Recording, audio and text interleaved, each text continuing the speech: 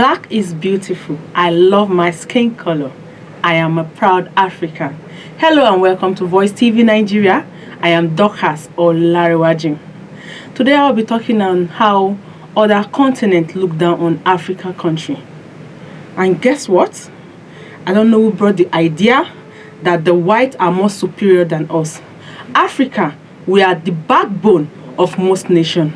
Go to other white countries and see that the black, are mostly the machines that work for that country. I think it is time for Africa to take a bold step and free themselves from the slave that other continents have put us into for the past 50 to 60 years. Can you imagine when you're in a white man's land, they look down on us? Who gave that ideology? Don't mind my headgear. This is a typical African woman. So who gave them that ideology that the black should be segregated, that the black should be looked down on?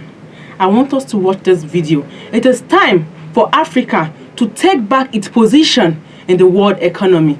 It is time for Africa to stand out. It is time for Africa to say no to racism. It is time for us to be the number one everywhere. I love Africa. Fair to say, but I'll say it. For France, the chicken are coming home to roost. They are now being reminded of what they did to Guinea in 1958. They are being reminded of what they did to Algeria. They are being reminded of what they did in Indonesia and other parts of the world. I hope that this very painful lesson is going to send a clear message to the French administration that the time is now to accept and acknowledge that the injustices that are inbuilt in the French system will be dealt with and dealt with satisfactorily with people participation. There have been migrants to France. If you go to cities such as Marseille, you will be surprised at the population of Moroccans, Aboriginal Moroccans and Algerians who are there.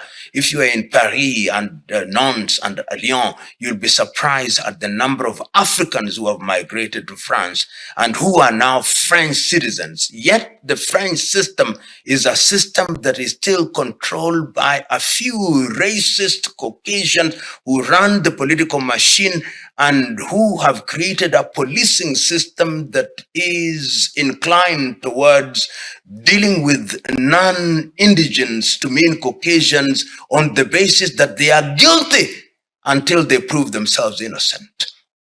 As long as that is the culture that dominates in France, then the riots are just but the logical outcome of it. For 5 days on, the country cannot operate. Of course, it pains one when individuals' properties are destroyed through looting and all. But it is the language, rioting is the language of the unheard.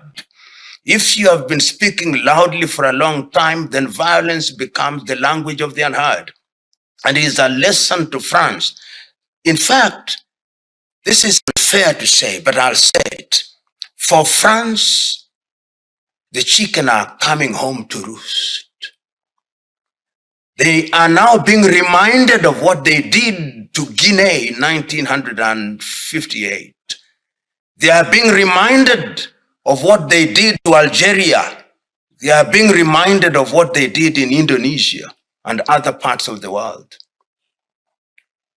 I hope that this very painful lesson is going to send a clear message to the French administration that the time is now to accept and acknowledge that the injustices that are inbuilt in the French system will be dealt with and dealt with satisfactorily with people participation.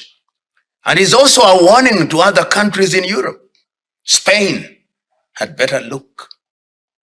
Portugal had better be on the lookout. Italy had better be on the lookout. Greece had better be on the lookout.